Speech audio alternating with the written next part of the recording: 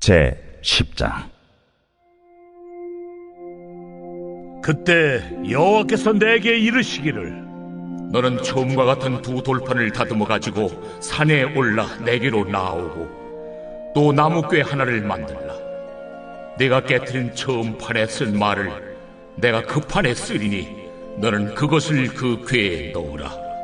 하시기로 내가 조각목으로 궤를 만들고 처음 것과 같은 돌판 둘을 다듬어 손에 들고 산에 오르매, 여호와께서 그 총의 날에 산 위 불 가운데서 너희에게 이르신 십계명을 처음과 같이 그 판에 쓰시고 그것을 내게 주시기로, 내가 돌이켜 산에서 내려와서 여호와께서 내게 명령하신 대로 그 판을 내가 만든 궤에 넣었더니 지금까지 있느니라. 이스라엘 자손이 부에롯 브네아간에서 길을 떠나 모세라에 이르러 아론이 거기서 죽어 장사되었고, 그의 아들 엘르아살이 그를 이어 제사장의 직임을 행하였으며, 또 거기를 떠나 굿고다에 이르고 굿고다를 떠나 옅바다에 이른즉 그 땅에는 시내가 많았으며, 그때 여호와께서 레위 지파를 구별하여 여호와의 언약궤를 매게 하며 여호와 앞에 서서 그를 섬기며 또 여호와의 이름으로 축복하게 하셨으니 그 일은 오늘까지 이르느니라. 그러므로 레위는 그의 형제 중에 분깃이 없으며 기업이 없고 네 하나님 여호와께서 그에게 말씀하신 같이 여호와가 그의 기업이시니라. 내가 처음과 같이 40주 40야를 산에 머물렀고, 그때에도 여호와께서 내 말을 들으사 너를 차마 멸하지 아니하시고, 여호와께서 내게 이르시되 일어나서 백성보다 먼저 길을 떠나라. 내가 그들에게 주리라고 그들의 조상들에게 맹세한 땅에 그들이 들어가서 그것을 차지하리라 하셨느니라. 오늘은 12월 5일 토요일입니다. 내일은 주일인데 저희가 내일은 우리 주일학교를 대면 예배 하지 않고 비대면 예배로 영상으로 예배를 하고자 합니다. 하나님께서 이 지역을 안전하게 지키실 뿐만이 아니라 여러분의 가정도 하나님께서 안전하게 복되게 지켜주시기를 바랍니다. 오늘은 신명기 10장 1절에서 11절까지 말씀을 같이 묵상하고자 합니다. 오늘 본문의 말씀은 모세가 마지막 고별 설교를 하면서 출애굽 제2세대들에게 아주 신신당부하는 마지막 그런 고별 설교 또는 마지막 유언과 같은 설교를 하고 있는 것입니다. 그런데 여기 보니까 너희가 꼭 알아야 할 것, 너희가 번영하기 위하여 꼭 알아야 할 것이 있다, 꼭 지켜야 할 것이 있다 하며 조목조목 이야기를 하는 장면이 성경에 나옵니다. 오늘 본문 신명기 10장은 너희들은 너희 조상들이 한 행동과 같이 그렇게 하지 말라, 그리고 너희는 하나님을 경외하고 그 계명을 지키라고 말씀하며 이것이 너희의 살 길이다 하며 오늘 두 가지 사건을 우리에게 언급해 주고 있습니다. 첫째는 모세가 십계명을 다시 받는 사건입니다. 모세가 처음으로 두 돌판 십계명을 받는 장면이 나오죠. 그런데 그 두 돌판을 받으러 올라갔을 때에 백성들이 땅에서 금송아지를 만들어 우상 숭배를 하게 되는 것입니다. 이것을 보고 모세가 그들 보는 앞에서 이 두 돌판을 깨어버려요. 바로 이것은 하나님과의 언약의 파괴를 의미하는 것입니다. 하나님과의 관계가 다 단절되고 이제 그 백성들에게 소망이 없는 것을 의미해요. 그래서 하나님은 범죄한 이스라엘 백성들을 다 진멸하겠다. 그리고 모세를 향하여 내가 너로 하여금 새 민족을 이루겠다고 그렇게 말씀하세요. 그때 모세가 어떻게 합니까? 모세가 바닥에 엎드려 중보하며 기도하는 장면이 성경에 나오는 것입니다. 만약 이렇게 하나님이 다 멸하신다면 이 백성들이 하나님이 능력이 없어서 이들을 이끌어내어 다 죽게 하셨다 할 것입니다. 그러니 하나님의 이름을 위해서라도, 하나님의 영광을 위해서라도 이 백성을 용서해 주십시오. 이렇게 간절히 모세가 중보하는 기도가 나오는 것입니다. 그래서 하나님께서 그 진노를 참으시고 돌이키시는 장면이 성경에 나와요. 그런데 사실 모세의 중보 기도 때문에 하나님께서 진노를 돌이키셨다, 그렇게 말하기는 좀 어려울 것입니다. 왠가 하면 모세의 중보는 또한 예수님의 완전한 참 중보를 예표하고 있기 때문에 인간의 중보를 들어 하나님이 마음을 돌이키셨다 하는 것보다 바로 예수님의 중보 기도를 예표하는 그 모세의 중보를 들어 하나님께서 그분의 진노를 돌이키신 것으로 우리가 이해해야 더 합당할 것이라 생각합니다.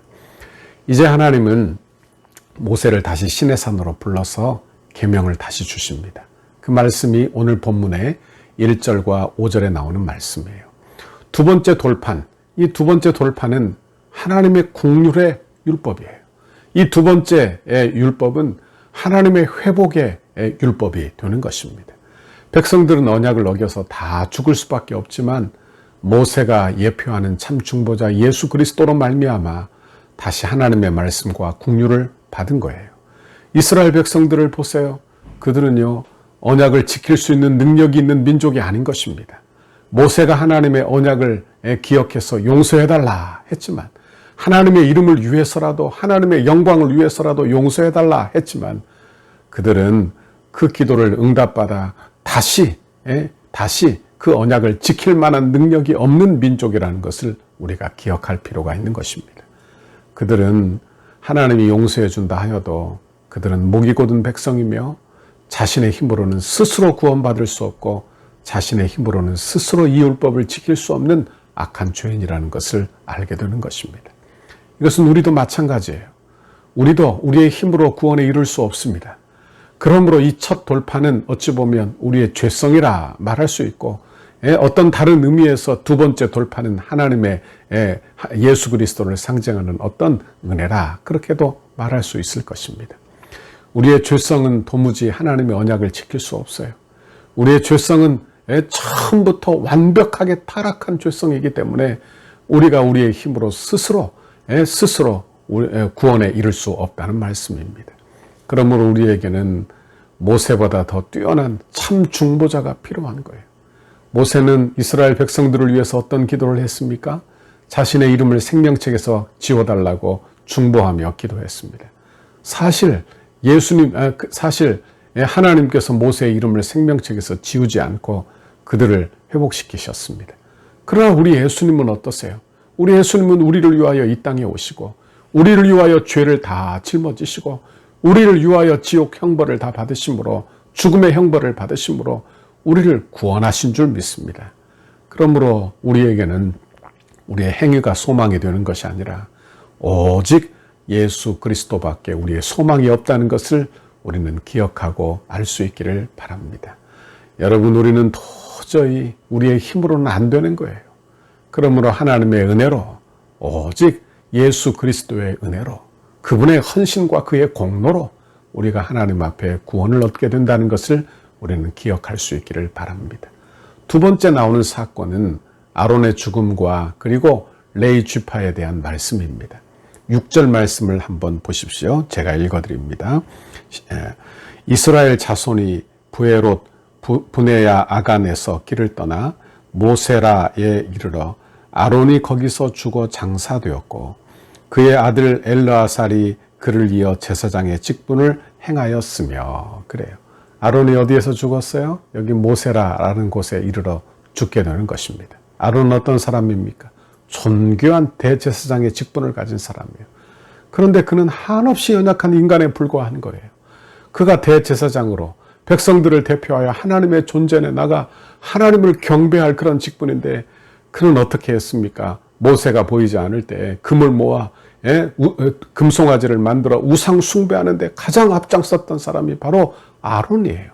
결국 그는 부족한 이 대제사장의 직분, 이 직분을 감당할 수 없는 아주 연약한 그런 죄인이었다는 것을 알게 되는 것입니다. 이스라엘을 중보하기에는 너무나 부족한 인간, 여러분, 부족한 인간이에요. 그러므로 아론의 대제사장의 직분은 예수 그리스도의 대제사장의 직분을 예표하는 직분이 되는 것입니다.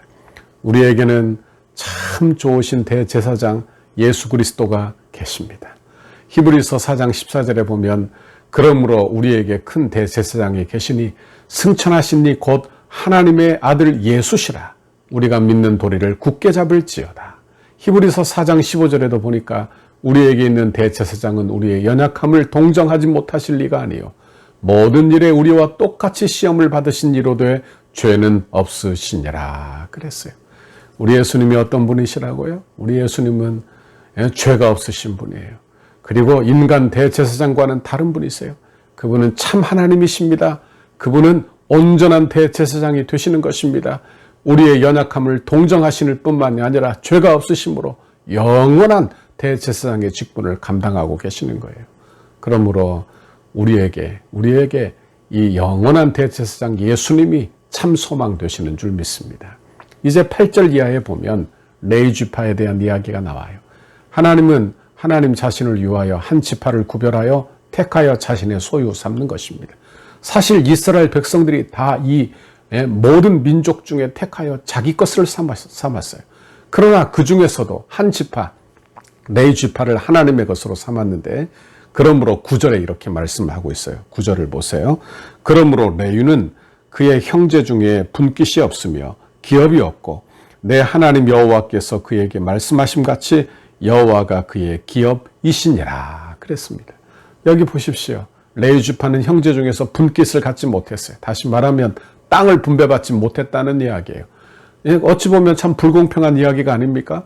그렇게 고생해서 다른 모든 형제들은 다 분깃, 자기 땅을 다 소유했는데 레위 지파만은 분깃을 갖지 못했다. 너무나 불평스러운 일이 아닐 수 없는 것입니다. 그런데 참 감사하게 그 다음에 뭐라고 나와요? 여호와가 그의 기업이시니라. 레위 지파에게는 하나님께서 이 땅을 주시지 아니하고 그리고 하나님께서 그의 기업이 되신다 하며 하나님 기업을 그에게 주시는 것입니다. 그러니까 한번 잘 생각해 보세요. 원래 온 이스라엘 백성들에게 주시고자 하시는 메시지가 바로 그 내용 아닙니까? 하나님이 그들의 영원한 기업 되시고 하나님이 그들의 하나님 되시고 그들은 하나님의 백성이 되는 것, 이것이 출애굽의 목적이 되기도 하는 것입니다. 이것을 가르쳐 주고자 그들 중에 한 형제 레위 지파를 택하여 하나님께서 그에게 하나님의 기업 되시는 것을 보여주고 계시는 거예요. 여러분, 이제 우리도 예수 믿어 하나님의 기업, 하나님의 자녀, 성도가 되었습니다. 그러므로 내가 지금 어떤 존재가 되었는지를 잘 생각해야 되는 거예요. 우리에게는 아론과 같은 대제사장이 아니라 모세와 같은 그런 중보자가 아니라 우리에게는 완전한 중보자 예수 그리스도, 완전한 대제사장 되신 예수 그리스도, 그리고 우리를 하나님의 자녀 삼아 하나님이 우리의 기업이 되게 하시는 하나님의 축복을 우리에게 주셨다 하는 말씀이에요. 원하기는 저와 여러분이 이 사실을 곰곰이 이 아침에 묵상할 수 있기를 바랍니다.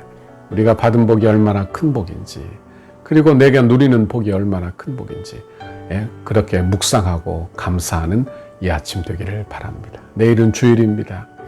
이렇게 코로나 2단계가 계속 유지되고 있지만 하나님께서 우리 모두에게 은혜 주어 또 가정에서도 예배 드리시고 또 나와 예배하실 분들은 단단히 마스크도 하고 나오셔서 예배도 드리시고 전능하신 하나님을 바라보며 그리고 우리의 기업 되신 예수님을 바라보는 저와 여러분의 내일 하루가 되기를 바랍니다.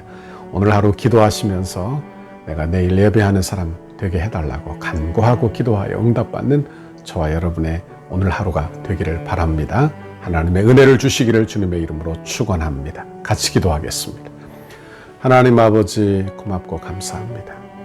우리처럼 형편없고 우리처럼 부족하고 그래서 이스라엘 백성과 같이 날마다 실패하고 하나님이 내게 다른 기회를 주어도 또다시 똑같은 죄를 짓고 범죄하는 우리를 찾아오셔서 우리 예수님 나의 중보자 되어주시고 나의 대제사장 되어주시고 그리고 나를 이끌어 하나님의 참 성도 삼으시고 하나님이 나의 기업 되게 하시니 감사합니다. 하나님이 나를 이끌어 온전한 자리로 이끌어 가시오니 그 하나님의 은혜를 꼭 붙들어 오늘 하루도 승리하게 인도해 주시고 하나님이 이 세상에 여러 가지 어려움과 시험이 있지만 두려워 떨지 않게 하나님 인도하여 주시고 강하고 담대하게 하나님 인도하여 주시고 살아계신 하나님, 능력의 하나님, 생사화복을 주관하시는 내 하나님을 날마다 눈을 들어 바라보는 우리 성도들이 다 되도록 복에 복을 내려 주옵소서.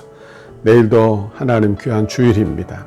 우리 성도들이 예배를 준비하고 하나님의 은혜를 갈구할 때 하나님의 은혜가 흡족히 우리 성도들이 어느 곳에 있든지 지극히 많은 귀하고 복된 주일, 주의 날이 되도록 복내려 주옵소서.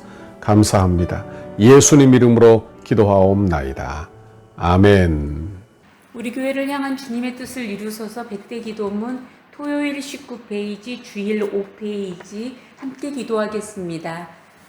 덕소교회 건축 과정이 한국교회의 건축의 아름다운 모델이 되어 덕소교회가 이 지역의 랜드마크가 되게 하옵소서. 건축 기간에도 주일 예배를 통해 예배의 간격과 영광이 더욱 강력하게 드러나게 하시고 건축 과정에서 모든 성도가 더욱 뜨거워지고 기쁨이 넘치게 하옵소서. 담임 목사님과 당일 건축위원장 장로님과 건축위원회들과 소위원회의 은혜를 주셔서 하나님이 공급하시는 지혜와 능력으로 건축을 진행하게 하시고 하나님의 전신갑주로 보호하여 주옵소서. 건축을 통하여 세대를 초월하는 강력한 성령의 기름 부으심을 경험하게 하시고 세대 간의 하나가 되는 교회가 되게 하옵소서. 건축을 통하여 덕소를 대표하는 교회가 되게 하시고 덕소 지역의 영적 부흥을 선도하는 교회가 되게 하옵소서. 건축을 통해 믿지 않는 영혼들이 교회로 나와 예배드리며 변화되고 구원의 간격이 넘치는 덕소교회가 되게 하옵소서. 건축 과정이 부담이 아닌 축복임을 확신하며 하나님의 거룩한 부르심 앞에 온전히 응답하는 성도들이 되게 하시고 자원하는 신령과 헌신하는 모든 주의 백성들에게 이삭에게 주신 100배의 결실이 있는 복을 주옵소서. 건축의 시작으로부터 모든 가정과 입당 및 헌당 등 모두를 하나님의 손에 올려드리오니 하나님만이 영광을 받아 주옵소서. 하나님의 보내심을 받은 종으로서 주님의 뜻만을 추구하며 이루어가는 목자가 되게 하시고 남양주 일대와 민족과 세계를 살리는 지도자가 되게 하옵소서. 성령의 능력과 말씀이 충만한 교회가 되도록 이끌어갈 영적 지도력을 더하여 주셔서 새로운 시대를 여는 영적 지도자가 되게 하옵소서. 담임 목사님에게 영육간의 강건함을 허락하시고 성령 충만으로 사역을 감당하게 하옵소서.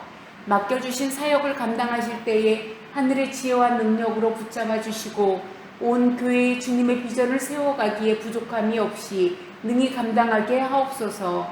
하나님의 역사를 읽는 영적 통찰력과 분별력 그리고 섬김의 지도력을 주시고 다윗에게 주셨던 성전 건축에 대한 사모함과 열정, 더 나아가 솔로몬에게 주셨던 기쁨과 헌신, 지혜로 충만하게 하셔서 건축의 모든 과정을 감당하게 하옵소서. 주님의 영광스러운 몸된 교회를 위해 앞장서서 섬기시는 장로님들에게 독수리 날개치며 올라간과 같은 피곤치 않는 세임과 능력을 주시고 가정과 생업 위에 주님의 은혜를 넘치도록 부어 주옵소서. 기도의 자리를 무릎으로 감당하게 하시고 겸손하고 진실한 섬김의 모습으로 성도들에게 섬김의 본이 되게 하옵소서. 장로님들이 먼저 풍성한 은혜를 체험하게 하시고 기도와 눈물과 헌신의 역사가 이루어지게 하옵소서. 장로님들의 영과 육을 강건하게 지켜주시고 한 마음으로 기도하는 중에 주님의 비전을 보게 하셔서 어떤 역경과 시련 앞에서도 힘차게 전진하는 믿음을 주옵소서. 건축을 위해 수고하시는 장로님들이 건축의 모든 과정에서 존경과 신뢰를 받는 은혜의 주인공이 되게 하옵소서. 안수 집사님과 권사님에게 자원하는 심령을 물붓듯이 부어주셔서 헌신과 충성으로 섬기게 하시고 성전 건축의 모든 과정이 기도와 무릎으로 세워지는 교회 되게 하옵소서. 건축의 모든 일에 앞장서서 믿음의 세대를 잇는 영적 구심점의 역할을 감당하게 하옵소서. 여호수아와 갈렙과 같은 믿음의 눈으로 늘 긍정과 헌신의 마음으로 끝까지 달려가게 하셔서 주님을 향한 감사와 찬송의 고백이 끊이지 않게 하옵소서. 건축 기간에 하늘의 영광과 천국의 기쁨을 맛보게 하시고 한 번뿐인 인생을 하나님의 영광을 위하여 주의 거룩한 비전과 소명을 따라 살게 하옵소서.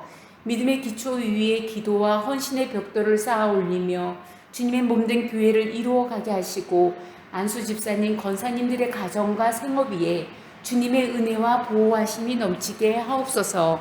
예수님의 이름으로 기도합니다. 아멘.